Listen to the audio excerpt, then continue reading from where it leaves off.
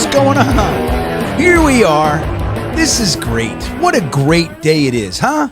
What a great day to be alive, talking Jets football, wondering why it is that things are changing, even though we begged for change. We're uncomfortable with change. We got to help each other through it, I think. That's what we're doing.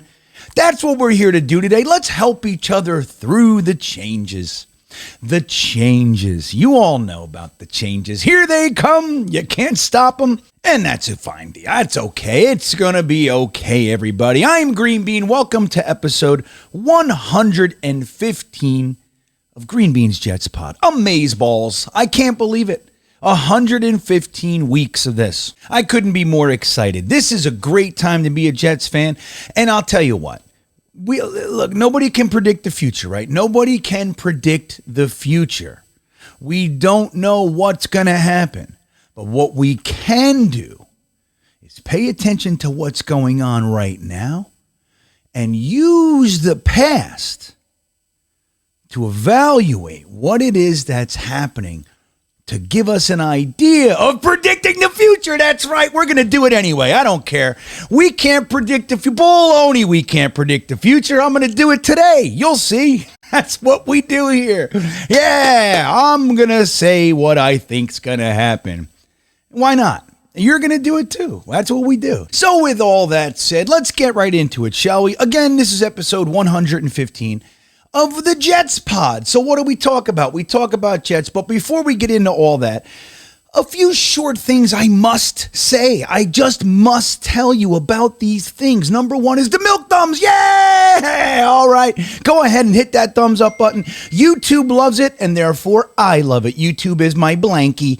So if you make my blankie warm, then I'm warm, and that is that. If you haven't subscribed to the channel yet, it is a great idea to do so. You hit the subscribe button, the channel grows, and therefore everything is right in the world. And isn't that nice? We all like right in the world. So that's what we do. We start with a little thumbs up, a little milk thumb, and then you give the subscribe, and that is that. I want to bring your attention to the beanbaggers. We have an amazing group of people that are together. They're talking right now. They're on there right now. There is always a few beanbaggers in our private Discord. We get together every week and we talk Jets. We just came out of draft season, which was amazing. We had Dom C every Wednesday breaking down different positional groups. We do all sorts of fun things like classic game rewatch parties. It's private access to Jets conversations without a lot of the noise, without all the extra stuff, right?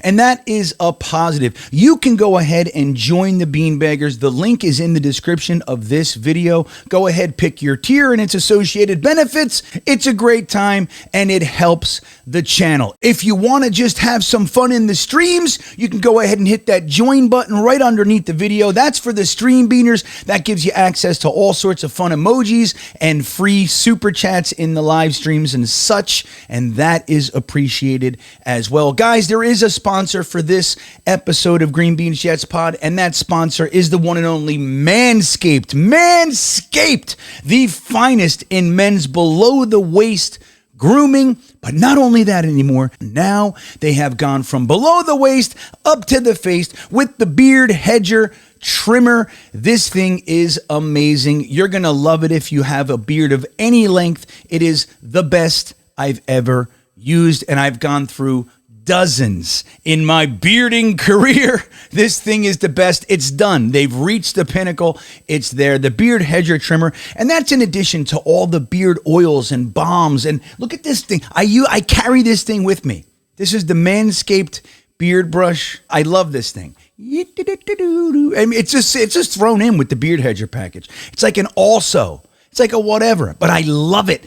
Everything that comes from Manscaped is of the highest quality. The Lawnmower 4.0, the Weed Whacker nose and ear hair trimmer, and you can save 20% by using the promo code GreenBean at checkout, and that comes along with free international shipping. No matter where you are, they will ship it to you for free after taking 20% off of your bill just by using the promo code GreenBean. Thank you to Manscaped for sponsoring GreenBean's Jets Pod. There we go. So guys, being episode 15, we have somebody to talk about. There are players that wear this number. So let's do our player profile first.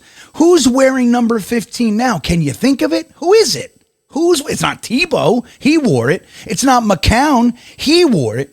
Do you remember that when Brandon Marshall came, he wanted 15, but somebody had it. So that player was going to charge him $25,000 or require that Brandon Marshall beat him in a race. You remember this? You remember that player's name?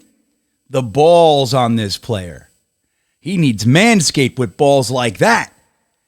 Salim Hakeem. Remember this guy? No, nobody remembers him. And that's with all due respect. He was on the team for a little while, didn't amount to too much. He actually reneged. He pulled back on that request of $25,000 or beating him in a race. Brandon Marshall did end up getting the number 15, but that's not who's wearing it now. The one and only Chris Streveler is wearing the number 15. Who is this guy? We know Tony Alexio loves himself some Streveler. He's in the live streams every week. Hello, Tony. Your boy is the guy we're going to talk about tonight. So who is this guy? So we got Chris Streveler. He's a quarterback, right? Right now he's QB 46 on the roster, I think. So he's a 28-year-old guy. He played his college football 2 years at Minnesota and 2 years in South Dakota. So maybe he thought he had a little bit more opportunity over there in South Dakota, switched over there. 6'1", 216 pounds. This guy played the larger sum of his career in the Canadian Football League. He's a Grey Cup champion. That's their equivalent to the Super Bowl, if you didn't know. Grey Cup champion in 2019. He is also the co-leader for rushing touchdowns in CFL history. So this guy is one of the greats up there. He comes down here. He's QB 3, 4, 5 on the Jets roster. Now, the teams he's played for in the NFL are as follows. He played for the Cardinals in 2020 and 21. He was on the practice squad of the Ravens and Dolphins for a minute, and then we have the New York Jets. I'm going to give you his stats. You ready for his NFL stats? His Grey Cup stats or his CFL stats are not in question, right? He's the stud up there. Down here in the NFL, a little bit different. Here's what it looks like. Chris Streveler has 231 passing yards, a completion percentage of 67.5%. He also has a passer rating of 80.3, 75 rushing yards, 1 touchdown, and 1 interception. There he is. What do you think of that guy? So will he make the roster? We don't know. I mean, if they keep Tim Boyle, maybe Streveler goes to the practice squad. I'm not really sure what the plan is for him. He's on the roster now. He's there. He's camp. He has a futures contract, so he'll be there in camp. How long he stays, we don't know. Again, with the upgrade at quarterback, it kind of pushes everybody down a little bit. So we'll see how it goes. We'll see how this all goes with Streveler. But there he is. We saw that one game that he came in for Zach Wilson. Well, I forget which game that was. Well, what was it? The Jaguars, maybe? Something. He came in. He gave us a spark. He ran around like a crazy man. He looked like he was throwing the ball. It looked like he was throwing meatballs. The ball was going like end over end. It was a really interesting thing. I don't know how that happened. Like quarterbacks, they throw the ball. It looks pretty similar. But for some reason, when Streveler threw it, it looked like the ball was round. I don't know what happened there. But he did some nice things. He gave us a spark. We almost had some fun. You know, what are you going to do?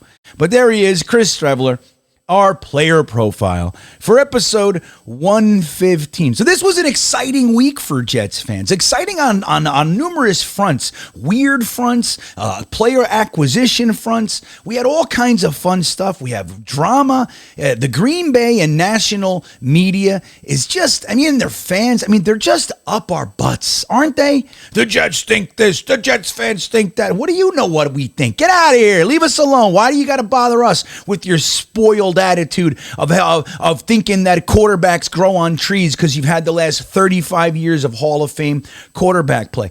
They don't know what it's like to suffer. So they're coming at us from this position of like, hoity-toit. What is hoity-toity? Harumph. Like, what is this? Get out of here. Leave us alone. We're calling us a poverty franchise. So we have all of this stuff going on.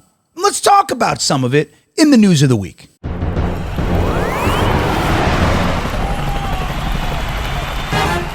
All right, so what's top on the list. Well, let's do the freshie.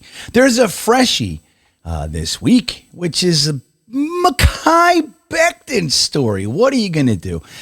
For some reason, this guy's like a lightning rod. It doesn't. As soon as he opens his mouth, as soon as he says anything, there's all kinds of negative press and everything. So what happened this week? So Robert Saleh is in a press conference, and he's excitedly talking about this offensive line competition that we're going to have this year. He called it a cool offensive line competition. He said that, look, AVT's the top right guard on the roster. We can say that. Lakin Tomlinson's got the left guard, man, so we got that. But we have center, and we have both the tackle spots that we're going to have a cool competition at, which is great. That's what you want. You want guys, especially people who haven't proven themselves yet, right? Like a Mekhi Becton. As much as people like myself support Mekhi Becton, I'm all Mekhi Becton. I'm in his corner. I want to see the guy that we drafted, that we saw rookie year, that dominant guy that was able to completely neutralize premier edge rushers, such as the Bosa brothers in 2 separate games and others. He was really looking good. He got rolled on with the Greg Van Roten inability to block his fella in front of him, gets rolled on, and that was kind of the end. We just haven't seen, he hasn't been able to stay healthy, and there are reasons for that, whether it's the weight, all kinds of stuff, who knows all of the details. But no matter how you slice it, we haven't seen him in 2 years.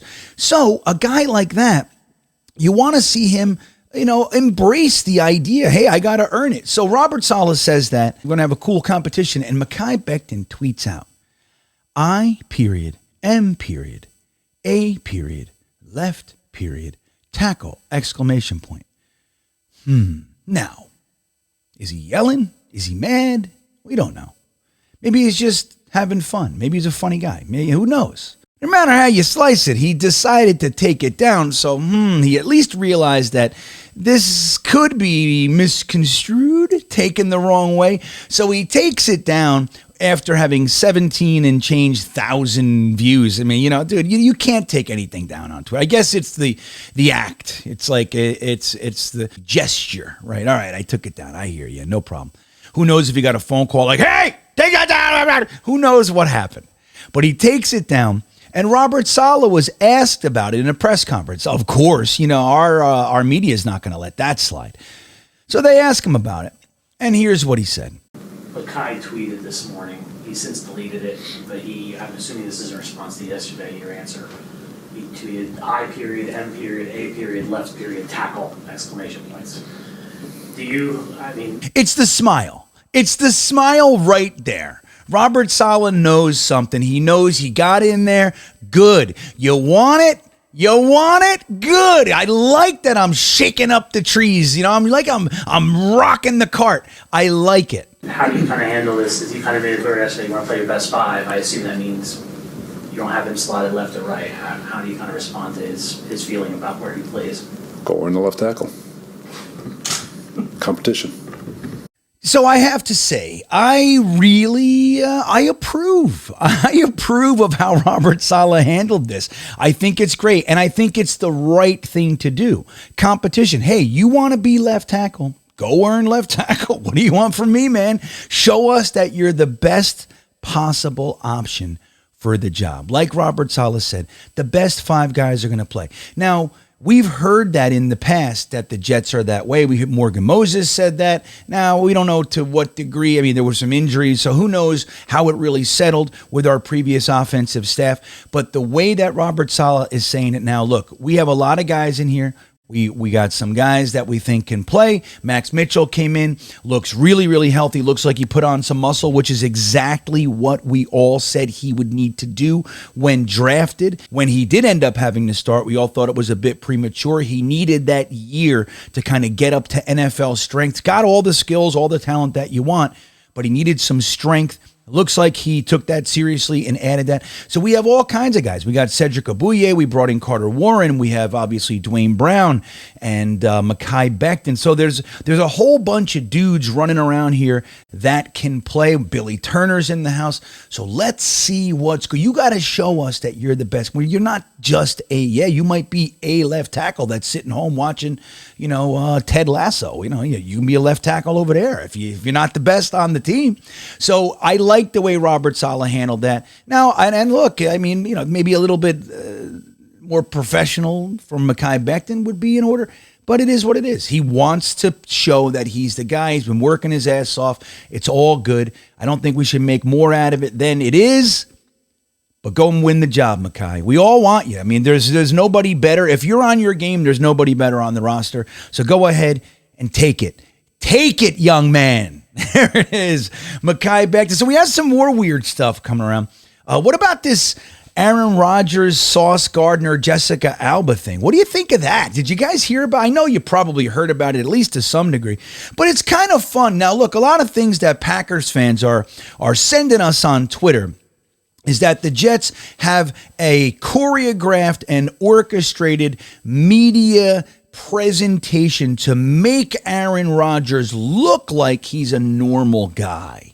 That's what we're really doing here. He's not just doing the thing that every athlete that comes to New York does. This is just the first time they're looking. Everybody that comes here, for the most part, they go to some games. That's what you do. You want to know why they do that? Because New York is bursting at the seams with things to do. It's not Wisconsin. It's like, well, you want to get some cheese curd? Oh, well, I ate cheese curd last night. All right, well, I guess we'll sit down and play video games. Like, it's not the same. And I'm, with all due respect to Wisconsin, I actually I look forward to going there. They were on my list on the tour. There's things I must do in Wisconsin. But that all said, they're not on the same level. It's a different world. When players come here, the exciting aspect of it is they go to sit courtside at the Knicks. Or maybe the Nets sometimes too. They go to the Rangers game. They go see the Islanders. Do you not remember the whole Zach Wilson, Feeney thing with the beer and all the guys? That's what they do. It's what happens here. But they're making it sound like we are working overtime to try to normalize this guy, take him from his freakazoid stance, being a weirdo, and making him into a normal guy. Here's the difference between Wisconsin and here. Everybody's weird here. We are weird. This is weird. New York, that whole tri-state area, it's a hodgepodge. There's all kinds of personalities. He's barely a blip. So he goes and does ayahuasca once a year. Who cares? He's going to go sit in the dark for a couple weeks. Who cares? Everybody's doing something weird. You got colonics going on, coffee enemas, all kinds of weird stuff. I don't know why two butthole things came right to mind. I'm sorry about that. I don't know why that happened. But that's what's happening. It's all over the place. It's not that weird here. So they're at the game, Sauce Gardner and Aaron Rodgers. They go out for a romantic dinner at an Italian restaurant in the Village, which is nice. I've done that with many, many people, many, many times. There used to be a restaurant right on Waverly that, what's his name? Mario Batali? Was that the guy, the chef with the red hair? Mario Batali. That's what I want to say. Maybe that's not his name. I used to go there. What was that place called? I don't remember. Right next to Washington Square Park. So I would go do my comedy shows down in Bleecker or wherever at the Boston Comedy Club or Kenny's Castaway, which isn't there anymore. We used to go down there and we would get Italian dinner over here or maybe some pizza over there on McDougal. And then we'd walk down to the Bleecker Street show or wherever. It's a beautiful thing to do. And I like that they're doing it. But then they go sit courtside at the Knicks game and they run into Jessica Alba. And I guess Sauce didn't really know who he was talking to. He didn't really get it. And Aaron Rodgers was tickled by that. They start talking about it. Sauce mentions it in a press conference, and Jessica Alba writes to Sauce Gardner and says, LOL, I totally see how this kid Sauce got his name. He said to my girl, Elizabeth MXO, how can I get caught up when I'm the catch? But in all honesty, he was actually very polite with his elder, Aaron Rodgers, and everyone else in the room. It was nice meeting you. And therein lies the gem, right? It's all nice. It's fun. Yeah, we had a good night. He's a funny guy. He's like, She calls Aaron Rodgers his elder, which is fantastic. I mean, I don't know if she purposely said it that way or was a real quick tweet, and that's just how she sees it. No matter the motivation, it's beautiful. So Sauce Gardner replies, and he says, damn, it's been 2 days, and you still remember what I said word for word. I just might be him. Look at this. So he says, nah, I'm just playing here, but I had a good time with you. And my chaperone, LOL. So look at this, the elder, chaperone. It's beautiful. So Aaron Rodgers ended up responding, chaperone, elder, you are funny, Sauce. I'm glad to be helping you meet new people. So you can see this. Now, is this an orchestrated set of events and tweets and everything by the New York Jets to make Aaron Rodgers seem like a normal guy? Or is Aaron Rodgers actually refreshed, leaving a place that drafted his replacement and has been kind of looking to move on from him for the past couple of years? They couldn't because he responded to that draft selection of Jordan Love with winning back-to-back MVPs. How do you push that guy off the team? So last year was their opportunity. They kind of, he had a new offensive coordinator. Devontae Adams wasn't on the team. They had a young core of receivers he's got to, develop rapport with. He had a broken thumb. He dips down to 3,700 yards, 26 touchdowns from his normal, 35 touchdowns and 4,200 yard, whatever it might be. And they see the opportunity and they're ready to move on. And so maybe that situation of whether or not I want to be here, whether they want me, because we can't forget that. Yes, they're tired of dealing with if he's going to retire every year or whatever. And that might wear on you. I don't know. But let's not forget. And he said this on the Pat McAfee show when he announced he intended to play for the Jets. Look, they started this ball rolling when they drafted Jordan. And it's not his fault or anything. He didn't do anything wrong. He was Jordan Love, right? He remembers. But let's be real.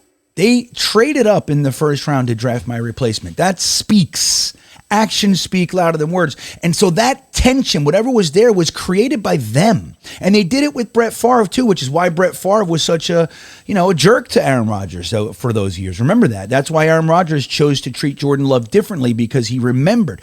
So maybe we're just looking at a guy who's refreshingly starting at a new place, a reset, let's call it. Maybe that's what we're seeing. He's actually happy. He's got talent all around him. He's got tight ends. He's got wide receivers. He's got running backs. He's got his old offensive coordinator back. He's got an excited market that loves to have him. That's 20 times the size of the Green Bay market. It's massive here. Everybody wants him here. Imagine that impact it could have on him.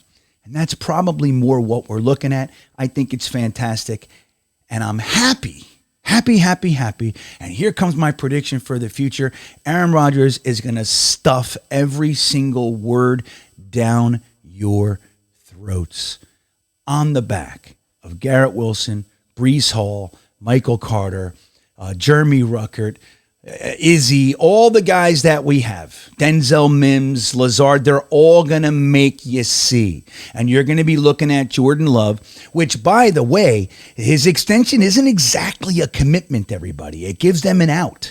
It's really not what, if they were that committed to this guy, a 1 year extension, I don't know. Just doesn't look like the greatest commitment to me. Maybe it does to you. You're all happy. It's a beautiful thing. They gave him a week. Great. It doesn't look like it to me. Yes, he can make $26.2 million. He could also make $13 million or whatever it is. So, I don't know. That's all I'm saying. And I'm saying it loud. So there you go. There's that. Now, look, we did bring on some players this week. We brought on defensive tackle Al Woods. We also brought in Randall Cobb, who they're all laughing at. Oh, you think Randall Cobb's going to be? No, Randall Cobb is wide receiver 5 or 6. He's just here to help. Like it's his personality. It's his security blanket. If things go wrong, if guys get hurt, we have a guy that Aaron Rodgers is very, very comfortable with alongside of Alan Lazard. It's not a big deal. If we were bringing him in here to save the day, okay, I get it. But laughing at somebody's wide receiver 5, wide receiver 6, It's a weak argument, and Randall Cobb is on record this week saying Aaron Rodgers seems like the Aaron Rodgers of old. Now, look, it's feel-good season, right? So we know that. A lot of this stuff could just be that. Or it could all be falling in line with what I was just saying. Hey, the guy's refreshed. The guy hit a reset. Sometimes that's the best thing you can do. Have a good time again. Go into this season. Play free, play loose, play like you're having fun, and kick the living hell out of everybody and make the Packers pay. And that's the good stuff. That's the good stuff that we're seeing. A lot's going on around the Jets. Rookie mini camp. You see Sauce Gardner hanging out there just to watch, just to help out. And you see what we're doing with the rookies. Our draft picks kind of sit on the side and they let the other guys go. We know the draft picks are likely to make it. We have a lot of undrafted free agents and tryout guys. Most of them aren't going to make it this year. We're used to seeing our undrafted free agents have a big impact. You want to know why? Because we don't need them like we used to. Some of these guys are going to stick on the practice squad. A lot of them are going to go. And they're just giving them the opportunity to start getting into the system to make as much of an impact as they can. And it's great to see, man. It's great to see the shifting of where the Jets are starting to go. It's important. It's uncomfortable. It's weird, but it's important. A lot's going on, and that's the news of the week.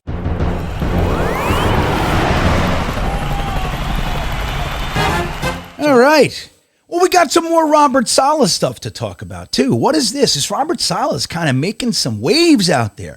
And he not only dropped a little bit of the competition hammer on Mekhi Becton, but he also dropped the logic hammer on the rest of the world. Like, what are we talking about here already? This is ridiculous. He used the word silly, and to dig into that, let's get into this week's Intelligent Gripe. I'm telling you, man, you gotta love it. If you get caught up in it, that's one thing. You're like, oh my God, everybody, fuck you, screw you, I hate your face. You can do that too. Or you can take a step back and just look at all this stuff. All of these things being said are from haters and people that don't want to see the Jets succeed. Do you think Tom Brady got all this stuff when he went to Tampa Bay? No, he didn't get any of it. And he was older than Aaron Rodgers. So it's just it's one of those things. He didn't win the Super Bowl before he left the Patriots. So it's not like it's any different, right? I mean, we're talking about two great quarterbacks, two vastly different experiences as far as when they left their long-term team to go to a new team. The Jets, Aaron Rodgers were getting laughed at. Stones are getting thrown. Tom Brady, hey, he's great. Now, Robert Saleh even used Tom Brady in his explanation to why this narrative about the Jets are kind of trying to recreate the Packers down here and the Packers South and the New York Packers and all these things that we're seeing. And we're taking players that they think aren't all that good and they're saying things like, well, you couldn't win with the guys up here and somehow you think you take them all down there and we're going to just magically win. It's not that at all. It's a ridiculous argument. Robert Saleh handles it. Take a listen. So I'm going to try to say this as respectfully as I can. I'm not attacking anyone. It's just I do think it's a silly narrative with regards to wish list. And I say that because there's 32 teams in the NFL. And it's common practice for when there's changes, when you have a new coaching staff, when you have people coming in, that you surround those people with people they're familiar with. I had a wish list. Solomon Thomas, Marcel Harris, DJ Reed, Quan Alexander, guys who I've worked with who are very familiar with our messaging, very familiar with our scheme, who can come in and play. We had it on offense with Laken Tomlinson and Tevin Coleman and guys who had been in the system. Tom Brady goes to Tampa and he gets Gronkowski and Antonio Brown. So it is very common for new faces to want old faces to be able to come in and help accelerate the installation of an entire of a program. So, and it's not just everything's being pinned on the quarterback. It's not just him. Hackett has something to say about it. He loves Lazard, loves Randall. Took Billy Turner with him to Denver. Wanted him here in Green Bay. So, of course, you're going to surround a coach with people who he feels will be able to plant the flag. So, that whole narrative of whatever's what people are trying to put on the quarterback, I think it's tired, but it's common practice in the NFL. A silly narrative. It's a silly narrative.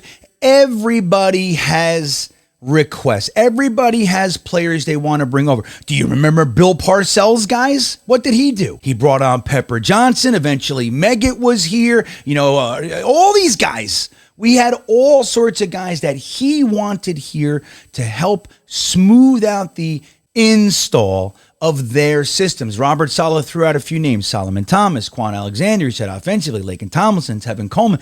This is very, very normal stuff. It happens every single time. And then he even went as far as to say, well, what about Hackett? Doesn't he get a say in this thing? Why is it all Aaron Rodgers and his wish list and his demands? And they're creating a story that really doesn't hold any weight. It's kind of silly because it's standard practice. Pay attention. This is what's going on. It has nothing to do with Aaron Rodgers. It has nothing to do with the Green Bay Packers. It has everything to do with the New York Jets. This is the standard stuff that we see every year in one form or another, whether we suck real bad and they kick, whether we get something good and they kick, they throw darts, they throw stones. It's what they do. It's time that we just ignore it and keep going forward, wearing our steel-toe boots that we're going to lose right in your asses all season long. And that is the intelligent gripe. So, yeah, we're going to have some fun. Oh, man, it's going into the dark season soon. I hate the dark season. The good news is, whatever you say about Roger Goodell, you got to commend him on making this NFL thing almost 365. You got to give it to the guy. There was years ago, we had like 6 months of nothing. It was like nothing. Even the draft, there was no ESPN for the draft. You had to read about it in the Post or go to the Paramount or the Felt Forum and watch it live if you could. This is a whole different thing, and I'm grateful for that. But we are coming into some dark periods, so suck it all up now, man. Get your Jets fix in now. Get enough in so you can ride through the dark ages and kind of come out into training camp and all that stuff ready to go. Guys, I'm glad that you were here. Have a great rest of your Monday. And with that all said, go Jets.